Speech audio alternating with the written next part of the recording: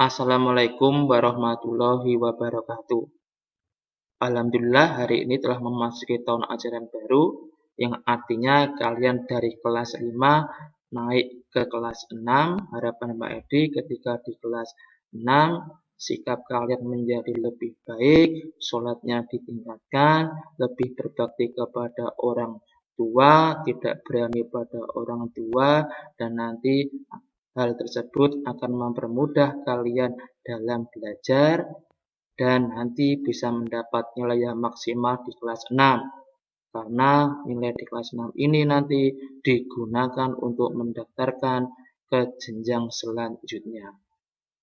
Pada hari ini, Pak Edi akan menjelaskan tema 1 muatan IPS tentang kehidupan sosial budaya dan ekonomi negara-negara di ASEAN. Tujuan dari pembelajaran ini nanti diharapkan kalian bisa menjelaskan kehidupan sosial budaya ekonomi negara-negara di kawasan ASEAN. Mari kita perhatikan ketika Pak Edi menjelaskan, nanti diperhatikan dengan seksama. Ada hal-hal yang penting nanti bisa dicatat dan juga bisa dibuka buku paketnya sebagai paduan. Selanjutnya, ASEAN. Ini adalah peta negara ASEAN. Kalau kita lihat, itu ada 10 negara anggota ASEAN.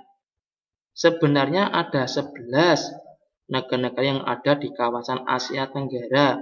Yang satunya adalah Timor Leste di sekitar sini. Mengapa kok tidak ada Timor Leste di sini? Karena Timor Leste belum masuk menjadi anggota ASEAN. Coba perhatikan letak, perhatikan bentuk benderanya, karena pernah keluar di ujian sekolah. Nanti di rumah diperhatikan lagi gambar bendera dan letak negaranya.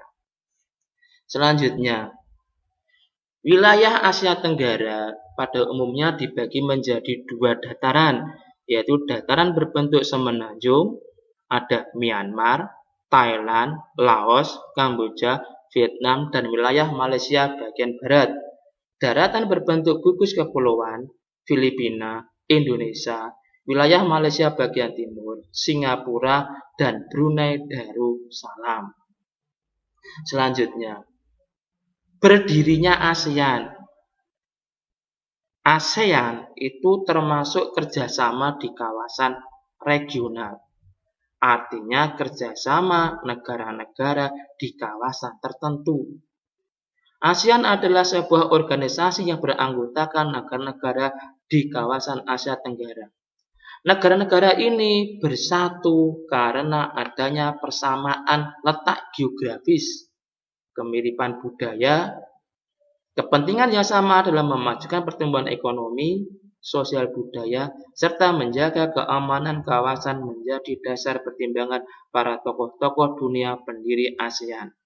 Pada tanggal 8 Agustus 1967, ASEAN berdiri atas dasar Deklarasi Bangkok. Saat itu, tokoh-tokoh dari 5 negara yang terlibat dalam diskusi menjadi pencetus dan pendiri organisasi ini. Selanjutnya, ini akan ditampilkan tokoh-tokoh pendiri ASEAN. Ada 5. Yang pertama, ada Malik dari Indonesia. Perhatikan gambarnya. Yang kedua, Tun Abdul Razak dari Malaysia. Perhatikan juga gambarnya. Yang ketiga, Tanan Kuman dari Thailand. Perhatikan gambarnya. Yang keempat, Narcis Koramos dari Filipina. Perhatikan gambarnya. Dan yang kelima adalah Esra Jaratan dari Singapura. Nanti nama tokoh pendiri ASEAN beserta gambarnya ini dihafalkan karena pernah keluar di ujian sekolah sebelumnya. Sekarang kita memasuki kehidupan sosial, budaya, dan ekonomi negara ASEAN yang akan kita bahas pada kesempatan kali ini. Yang pertama adalah negara Indonesia. Keadaan sosialnya, Indonesia memiliki berbanyak sekali suku bangsa. Contohnya ada Jawa, Minang, Toraja, dan lain-lainnya. Ada 6 agama di Indonesia, Islam, Kristen, Katolik, Buddha, Hindu, dan Konghucu. Keadaan budayanya. Keragaman suku bangsa di Indonesia menyebabkan keberagaman budaya Indonesia, antara lain perbedaan bahasa daerah, beragam tari, lagu daerah, pakaian adat, alat musik tradisional, dan rumah adat. Lihat sekarang kondisi geografis Indonesia. Indonesia merupakan negara kepulauan, artinya banyak pulau yang beriklim tropis. Indonesia memiliki tanah yang subur dan wilayah perairan yang sangat luas. Kondisi alam tersebut menyimpan begitu banyak sumber daya alam yang dapat dimanfaatkan oleh manusia. Lihat ekonomi Indonesia. Indonesia merupakan negara agraris. Artinya, sebagian besar penduduknya bermata pencarian sebagai petani. Komoditas utama dari hasil pertanian yang sering diekspor adalah karet, sawit, kakao, dan kopi. Hasil pertambangan antara lain minyak bumi, emas, perak, batu bara, dan nikel. Bidang pariwisata juga menyumbang devisa yang cukup besar. Itu ekonomi yang ada di Indonesia. Sekarang kita terbang ke negara Malaysia. Keadaan sosialnya, penduduk Malaysia terdiri atas suku Melayu, Tionghoa, dan India. Sebagian besar penduduknya menganut agama Islam. Keadaan budayanya, kebudayaan Malaysia berakar dari kebudayaan Melayu. Bahasa resmi Malaysia adalah bahasa Melayu. Ada juga bahasa Inggris, Tamil, dan Mandarin. Musik tradisionalnya banyak dipengaruhi oleh budaya Cina, Islam, India, dan Indonesia. Makanan khasnya dari Malaysia adalah nasi lemak. Sekarang kita lihat kondisi geografisnya. Malaysia termasuk negara yang beriklim tropis. Keadaan alamnya terdiri dari gunung, pegunungan, dataran tinggi, dataran rendah, sungai, pantai, tanjung, selat, dan laut. Gunung yang tertinggi yang ada di Malaysia adalah Gunung Kinabalu. Ingat, Gunung Kinabalu tertinggi di Malaysia. Keadaan ekonominya. Kegiatan ekonomi penduduk Malaysia pada umumnya di bidang pertanian, perkebunan, perdagangan, dan industri. Pertanian Malaysia menghasilkan padi, sayur, dan buah-buahan. Sebagian penduduknya bekerja sebagai petani. Hasil perkebunan berupa karet, kelapa sawit, kopra, kayu, dan rotan.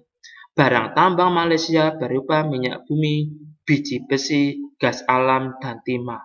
Malaysia merupakan penghasil timah terbesar di dunia. Ingat, Malaysia penghasil timah terbesar di dunia. Selanjutnya kita terbang lagi ke negara tetangga Singapura. Keadaan sosialnya. Sebagian besar penduduknya keturunan Tionghoa, ada juga Melayu, India, dan bangsa Eropa. Sebagian besar penduduk beragama Buddha, ada pula umat Islam, Taoisme, Katolik, dan Hindu. Itu keadaan sosial dari negara Singapura. Sekarang kita lihat keadaan budayanya. Bahasa yang digunakan antara lain adalah bahasa Mandarin, Melayu, India, dan Tionghoa. Budaya Singapura adalah campuran unik dan harmonis dari berbagai ras, agama, dan tradisi. Masyarakat Singapura memiliki budaya jalan kaki, sehingga banyak orang yang menyebutkan Singapura adalah si pejalan kaki cepat. Kepiting cabai adalah makanan yang sangat digemari oleh masyarakat Singapura. Singapura memiliki lambang negara, yaitu Merlion. Merlion adalah patung berkepala singa dan berbadan ikan. Coba lihat gambarnya. Ketika kalian melihat gambar seperti itu, yang ada di pikiran kalian adalah negara Singapura. Singapura. Selanjutnya, keadaan geografisnya. Singapura disebut sebagai negara kota karena wilayahnya kecil dan seluruhnya adalah perkotaan. Sebagian wilayahnya adalah dataran rendah. Lokasi tertinggi di Singapura berada di Bukit Timah. Ingat, lokasi tertingginya ada di Bukit Timah. Keadaan ekonominya, penduduk Singapura bermata pencaharian di bidang jasa, perbankan, perdagangan, perhubungan, perindustrian, dan pariwisata.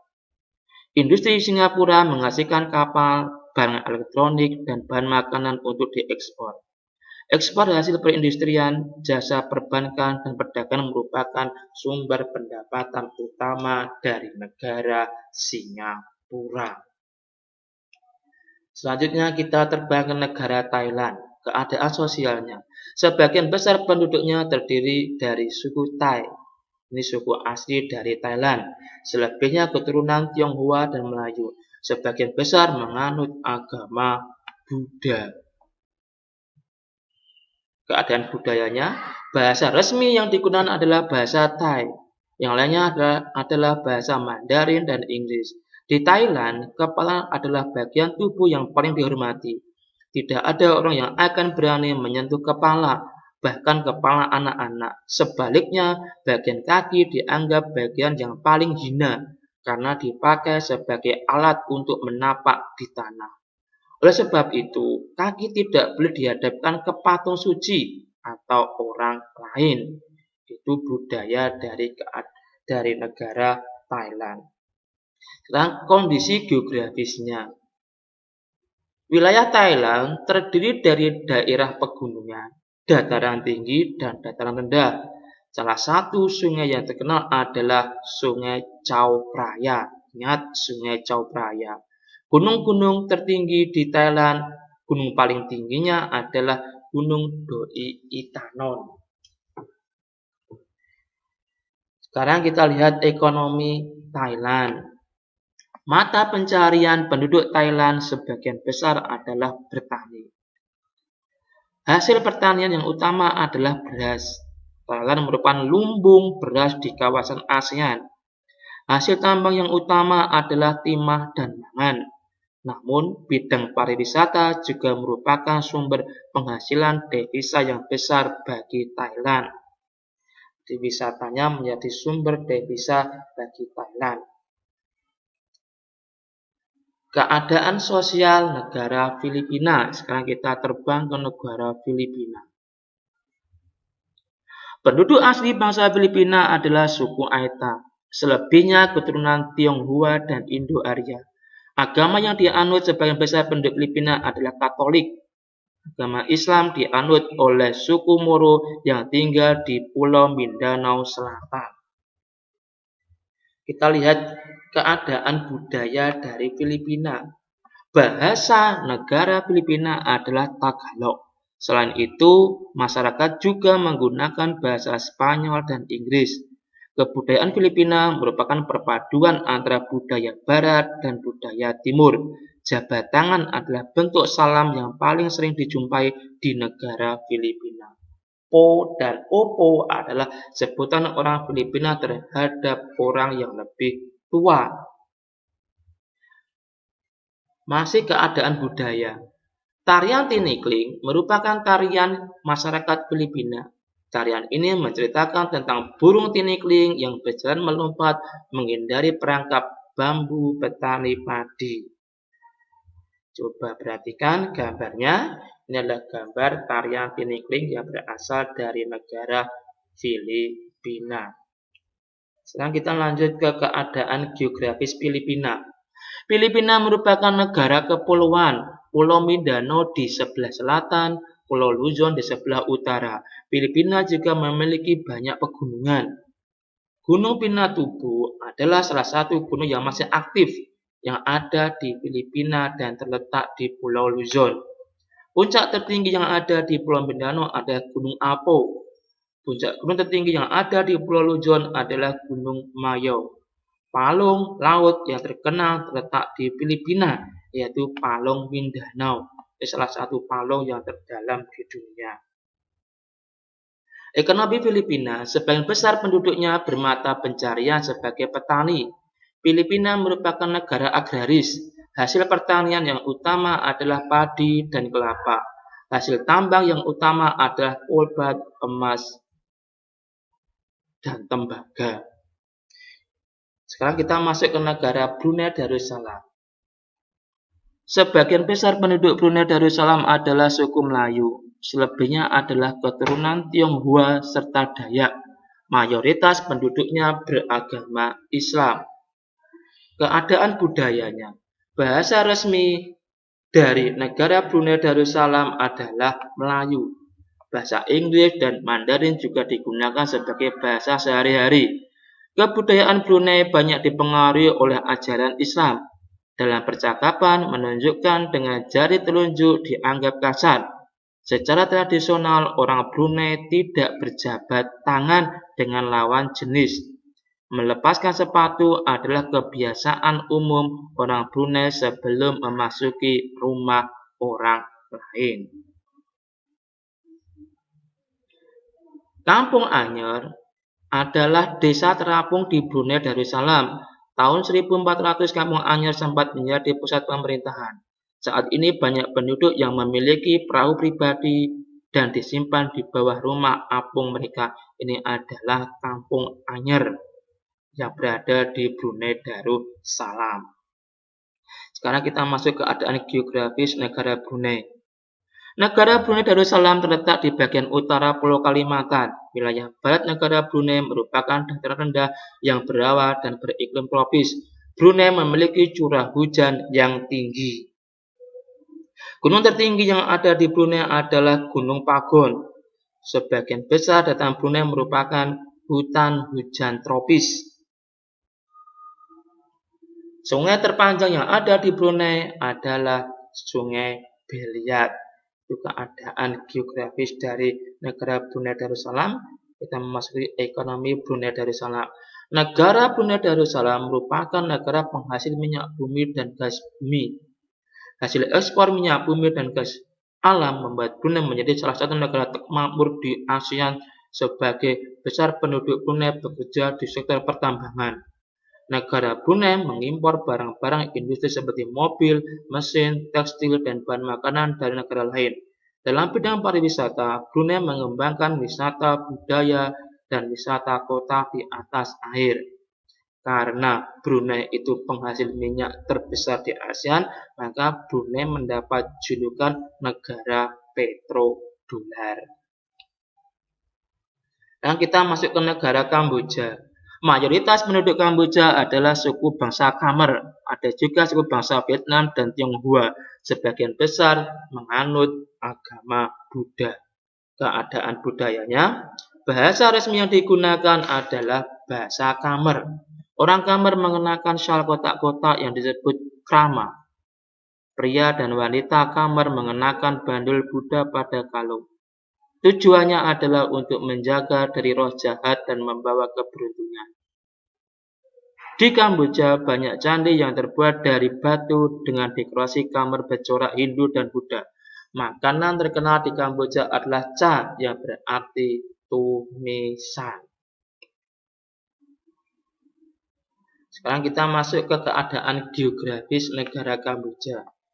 Wilayah bagian tengah Kamboja berupa sebuah basin atau cekungan yang dikelilingi oleh dataran yang luas yang disebut dengan dataran besar Tonle Sap. Wilayah sebelah utara dan barat Kamboja berupa rangkaian pegunungan. Wilayah bagian timur Kamboja berupa dataran tinggi. Negara Kamboja dialiri Sungai Mekong. Danau yang terkenal di negara Kamboja adalah Danau Tonle Sap. Puncak tertingginya adalah Gunung Kardamom. Itu keadaan geografis negara Kamboja. Nah, ekonominya. Kegiatan ekonomi penduduk Kamboja umumnya di bidang pertanian. Daerah pertanian berada di sepanjang Sungai Mekong yang subur. Pertanian tersebut menghasilkan padi dan karet sebagai hasil utamanya. Kegiatan pertambangan biji besi, batu bara, dan tembaga juga dilakukan di Kamboja. Kita terbang ke negara Laos. Mayoritas penduduk Laos adalah suku Lao. Agama yang dianut oleh sebagian besar penduduk menganut agama Buddha Theravada. Keadaan sosial budayanya, kita perhatikan, bahasa resmi yang digunakan adalah bahasa Lao. Kebudayaan Laos banyak dipengaruhi oleh ajaran Buddha, seperti kebiasaan hidup dalam kesederhanaan. Alat musik tradisional Laos disebut khaen, yaitu sejenis pipa bambu. Olahraga tradisional di Laos adalah katau, seperti olahraga bola voli. Makanan utama bangsa Laos adalah nasi atau beras ketan yang dimakan dengan tangan langsung. Tahun baru Laos disebut Bun Pimai. Semua penduduk membersihkan rumah, mengenakan pakaian baru, dan mencuci patung-patung Buddha. Upacara sakral pemberian sedekah atau dikenal dengan saibat merupakan upacara di Laos. Para biksu membawa bakul kecil mengitari sebagian kota untuk menerima sedekah dari penduduk setempat yang mayoritas beragama Buddha. Kita perhatikan ini gambar dari saibat upacara sakral yang ada di Laos. Keadaan geografis negara Laos. Laos tidak memiliki laut. Laos dikelilingi daratan yang berupa pegunungan. Penampakan alam di wilayah timur berupa perbukitan. Wilayah barat berupa dataran rendah dan rawa. Puncak tertinggi adalah Gunung Pao Bia. Negara Laos dialiri oleh Sungai Mekong.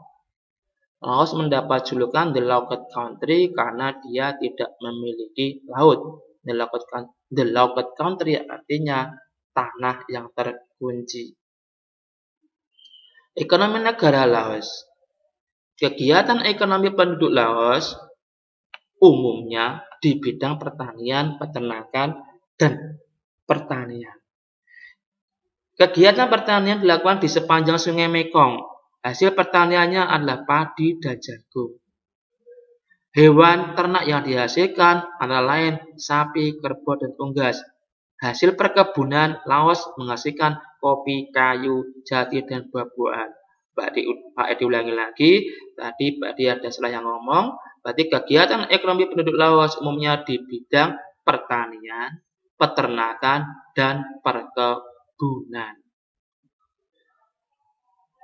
Negara Myanmar. Mayoritas penduduk Myanmar adalah suku Burma. Mayoritasnya penduduknya beragama Buddha. Bahasa resmi yang digunakan adalah bahasa Birma atau bahasa Myanmar. Di Myanmar dapat dijumpai banyak pagoda dan dikenal dengan negara 1000 pagoda. Hal ini disebabkan karena sangat mudah menemukan kuil-kuil suci Buddha. Pagoda yang terkenal adalah pagoda Shwedagon. Itulah keadaan budaya negara Myanmar.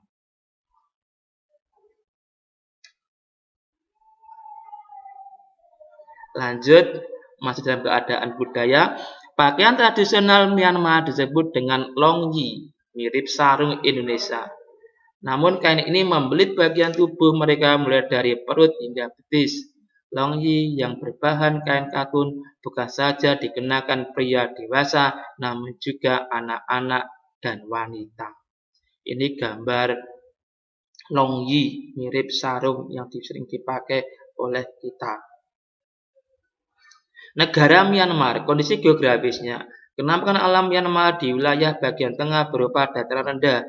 Penampakan alam Myanmar di wilayah bagian timur berupa dataran tinggi. Puncak tertinggi di Myanmar terdapat di Bukakaduraji. Sungai yang paling besar di Myanmar adalah Sungai Irrawaddy. Ekonomi negara Myanmar. Kegiatan ekonomi negara Myanmar umumnya di bidang pertanian, perkebunan, dan kehutanan. Hasil pertanian berupa padi, kacang-kacangan, jagung, tebu, dan teh. Myanmar juga memiliki barang tambang seperti tembaga, timah, dan perak. Negara Vietnam. Keadaan sosialnya. Sebagian besar penduduknya merupakan suku Viet atau Kinh. Sebagian besar penduduknya negara menganut agama Buddha. Keadaan budaya. Bahasa resminya adalah Vietnam. Vietnam terkenal dengan baju khasnya yang disebut Áo Dai. Topi, caping pun banyak ditemui di sana. Orang Vietnam gemar duduk di dingklek. yaitu kursi yang sangat pendek, bukan hanya untuk makan, bahkan untuk mengobrol pun mereka senang duduk di atas dingklik. Mayoritas orang Vietnam menggunakan nama keluarga Nguyen. Itulah kebudayaan dari Vietnam. Permainan menangkap jangkrik dengan mata tertutup adalah permainan tradisional anak Vietnam. Anak yang berada di tengah lingkaran, matanya ditutup kain, menangkapnya satu teman dan menebak namanya. Inilah permainan budaya dari negara Vietnam. Kondisi geografisnya, wilayah Vietnam meliputi dataran pantai, bukit-bukit, dan gunung-gunung berhutan lebat serta dataran rendah. Puncak tertinggi di negara Vietnam adalah Phan Xiphan. Dataran rendah Sungai Merang yang merupakan wilayah paling subur dan daerah paling padat penduduknya berada di bagian utara. Terdapat delta Sungai Mekong di bagian selatan Vietnam. Lihat ekonominya. Kegiatan penduduk Vietnam umumnya di bidang pertanian. Hasil pertaniannya adalah beras, kopi, karet, teh, dan tembakau. Di bidang pertambangan hasilnya berupa emas, biji besi, timah, dan fosfat. Industri yang dikembangkan antara lain adalah industri bahan kimia, semen, dan perkapalan. Dan negara Timor Leste, keadaan sosialnya, penduduk yang mendiami wilayah Timor Leste adalah suku Tetun. Mayoritas penduduknya beragama Kristen. Keadaan budayanya, bahasa negara Timor Leste adalah Tetun, Portugis, Indonesia, dan Inggris. Keadaan geografisnya, kenampakan alam, negara Timor Leste berupa pegunungan.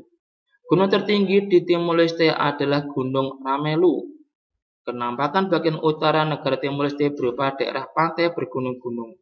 Kenampakan alam bagian selatan berupa dataran pantai yang luas. Kegiatan ekonomi penduduk Timor Leste sebagai besar di bidang pertanian, peternakan, perkebunan, dan pertambangan. Hasil pertanian berupa padi, jagung, sayur, kentang, dan kacang-kacangan. Perkebunannya menghasilkan kayu, cendana, kopi, cengkeh, lada, dan kelapa sawit. Hasil pertambangan berupa minyak bumi, emas, dan mangan.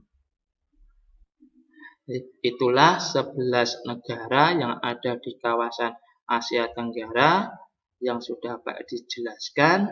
Nanti tugas kalian di rumah yaitu mengulangi apa yang Pak dijelaskan, dibaca PowerPoint-nya, kemudian dibaca juga buku paketnya untuk menambah wawasan, untuk memperdalam konsep yang Pak disampaikan.